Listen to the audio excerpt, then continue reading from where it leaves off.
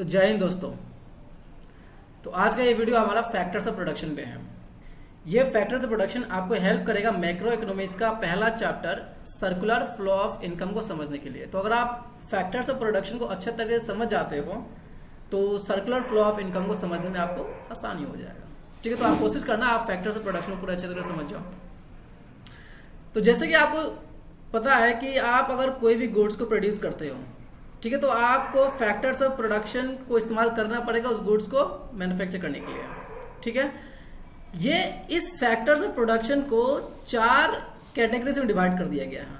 कितने कैटेगरीज में डिवाइड किया? तो 4 कैटेगरीज में डिवाइड कर दिया। वैसे आप देख सकते हो, मैंने लिखा भी है। ठीक है, ये 4 कैटेगरीज है, लैंड, लेबर, कैपिटल और enterprise.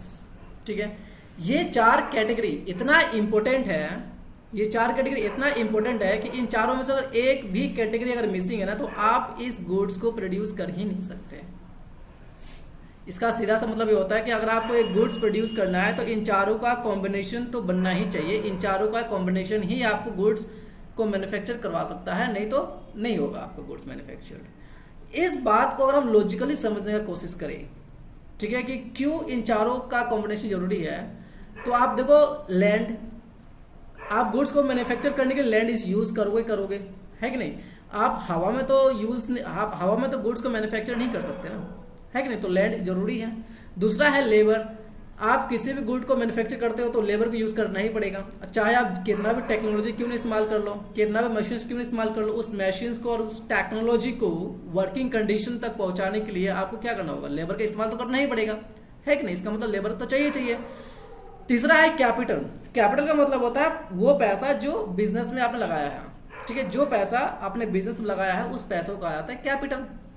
Goods free of cost manufacture नहीं होता, बहुत सारे खर्च होते हैं इस गुड्स को, बहुत सारे खर्च होता है गुड्स को मैन्युफैक्चर करने के लिए। ये खर्च कैपिटल के फॉर्म में होता है। ठीक है, तो कैपिटल भी रिक्वायरमेंट है। आप एंटरप्राइज को ना बिजनेस भी कह सकते हो, एंटरप्राइज को आप क्या कह सकते हो? बिजनेस भी कह सकते हो। ठीक है, अगर आप गुड्स को मैन्युफैक्चर कर रहे हो, इसका मतलब आपको मोटिव प्रॉफिट है, आप पैसा कमाना चाह रहे हो। ठीक है, अगर आप पैसा कमाना चाह रहे हो इसका मतलब आप बिजनेस करना चाह रहे हो, है कि नहीं? तो ये चारों क्या हो गया? लैंड, लेबर, कैपिटल और एंटरप्राइज इंपोर्टेंट है या नहीं है? आप खुद समझो कि इन चारों में से अगर एक भी मिसिंग है तो क्या आप गुड्स का मैन्युफैक्चर कर सकते हो? नहीं कर सकते, है कि नहीं? अब सवाल आता है कि ये 4 फैक्टर्स ऑफ प्रोडक्शन को सप्लाई कौन करता है? तो ये 4 factors of production are supplied by household. ठीक है, ये सप्लाई कौन करता है? तो हाउस होल्ड करता है। और सप्लाई किसको करता है? To manufacturer, MANUFACTUR। ठीक है, तो ये जितने भी फैक्टर्स ऑफ प्रोडक्शन है इसका सप्लाई हाउस होल्ड द्वारा किया जाता है और मैन्युफैक्चरर को सप्लाई किया जाता है। ठीक है, अब हाउस होल्ड इस फैक्टर्स ऑफ प्रोडक्शन को सप्लाई कर रहा था, यूं ही तो नहीं कर देगा फ्री ऑफ कॉस्ट में, कुछ ना कुछ तो इस रिटर्न में तो लेगा। ठीक है, तो जब हाउस होल्ड लैंड सप्लाई करता है ना, तो लैंड पे लेता है रेंट, लेबर पे देता है वेजेस, कैपिटल, इंटरेस्ट, ठीक है, और एंटरप्राइज क्या लेता है? तो प्रॉफिट लेता है।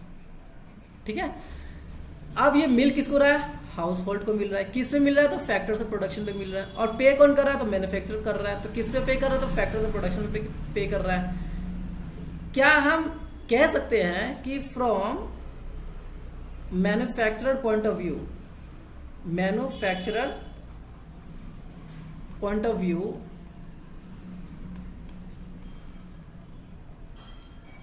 ये मैन्युफैक्चरर के लिए क्या हो जाएगा? फैक्टर पेमेंट हो सकता है? फैक्टर पेमेंट तो हो जाएगा ही होगा, है कि नहीं? क्यों होगा? क्योंकि ये रेंट हो गया, वेजेस हो गया, इंटरेस्ट हो गया, प्रॉफिट हो गया, पे कौन कर रहा है? तो मैन्युफैक्चरर पेमेंट कर रहा है ना। और किस पे कर रहा है? तो फैक्टर्स ऑफ प्रोडक्शन पे कर रहा है। इसके वजह से इसको फैक्टर पेमेंट कहा गया है मैन्युफैक्चरर के लिए। ठीक है, अच्छा, ये फैक्टर पेमेंट रिसीव कौन कर रहा है? तो ये फैक्टर पेमेंट रिसीव कर रहा है house hold. Factor payment receive कौन कर रहा है? तो हाउस होल्ड रिसीव कर रहा है। इसके वजह से ये फैक्टर पेमेंट हाउस होल्ड के लिए हो जाएगा फैक्टर इनकम। तो ये कह सकते हैं from house hold point of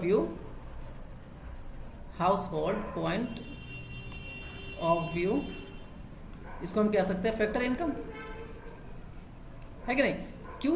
क्योंकि हाउस होल्ड को इस फैक्टर्स ऑफ प्रोडक्शन पे इनकम हो रहा है, इसके वजह से ये इनकम उसके लिए फैक्टर इनकम हो जाएगा। ठीक है, तो उम्मीद करता हूँ आपको फैक्टर्स ऑफ प्रोडक्शन भी समझ में आ गया होगा और आपको फैक्टर पेमेंट भी समझ में आया होगा और फैक्टर इनकम भी समझ में आया होगा। सो आज के लिए बस इतना ही था। So thank you.